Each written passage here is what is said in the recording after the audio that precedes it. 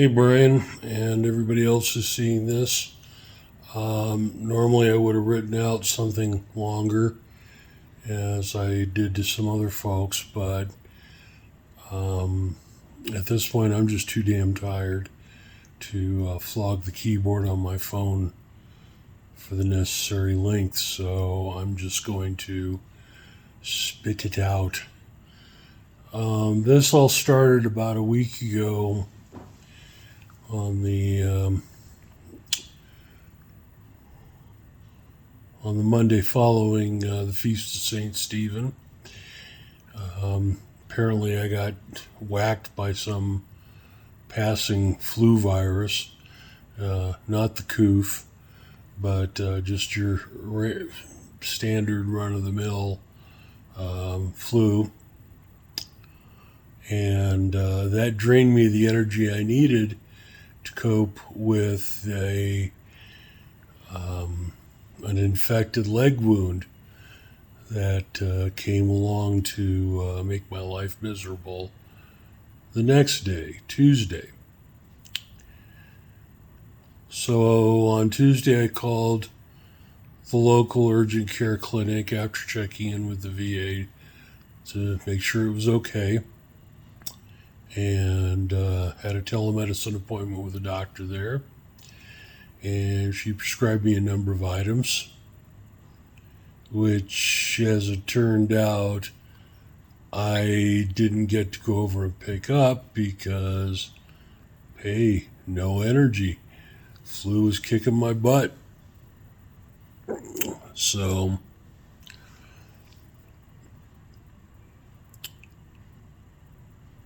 I wound up spending some more time on the phone with the VA, getting it squared away what exactly I needed to do to get emergency care outside the VA network without having several grand in doctor's charges and what have you reaming me down the road, which I did. And then I called the Nye County 911. They sent a sheriff's deputy over. Actually, he was just closest to respond, and paramedics showed up a few minutes after that. And after various peregrinations and what have you, they wound up taking me up the road to Hawthorne, an hour and 40 minutes north on 95 from Tonopah. And they have a nice little hospital here, the Mount Grant General Hospital, which is the only ER between here and Reno, between Tonopah and Reno, I should say.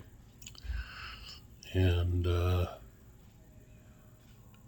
thing that I didn't realize when I checked in here was that, unlike pretty much every other hospital I've been to, granted those have been in places like Reno, Vegas, Minneapolis, such like places, Mount Grant doesn't have a CPAP machine here. And that makes life kind of difficult for me because without a CPAP machine, I don't breathe real well when I'm sleeping. And I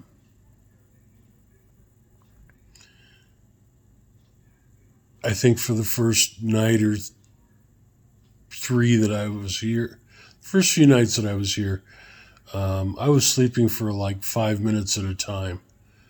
I'd go to sleep,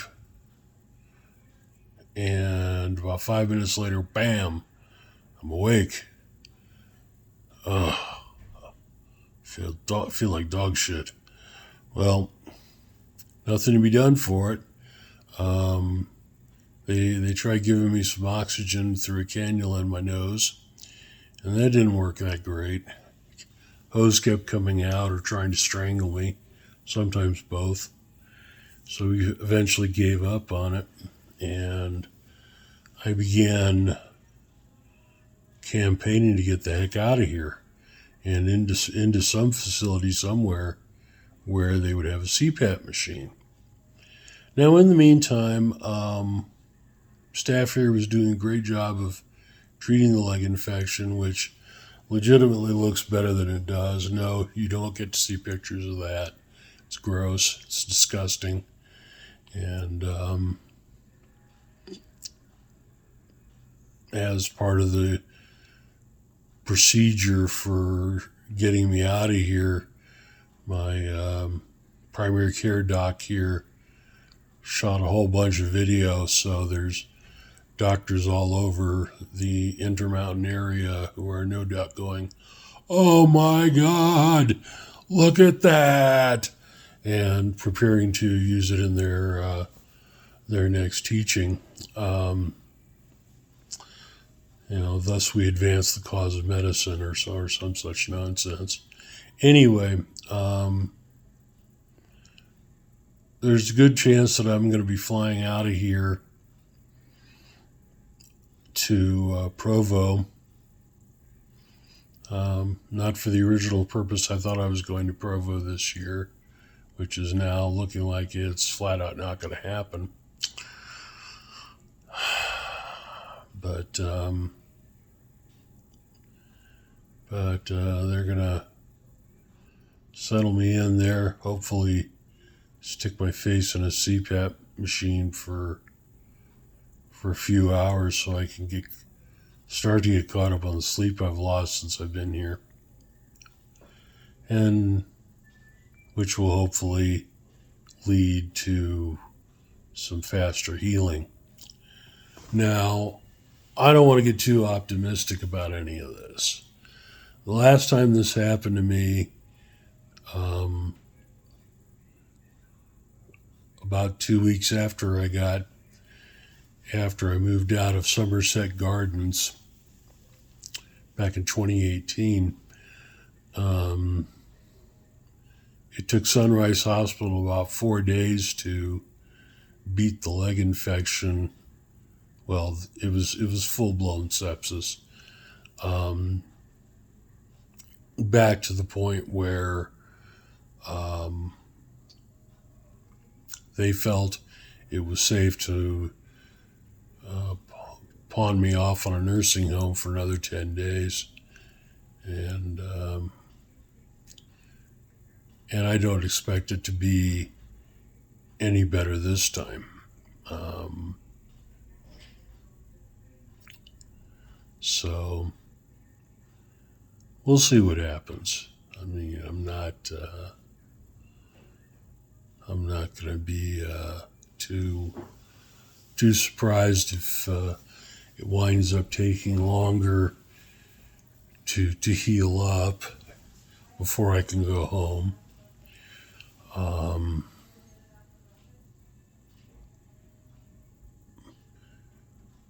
And at that rate, I guess I'm looking at most of the month of January being completely shot to hell in terms of work.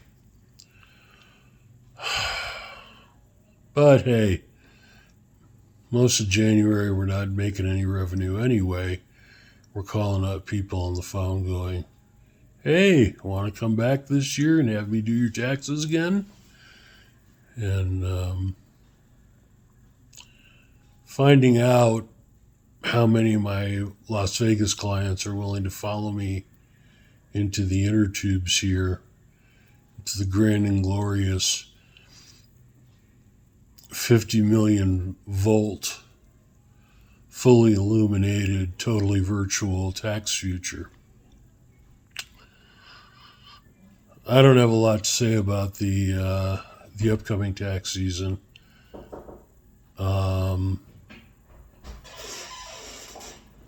And I don't have any resources at hand anyway, so.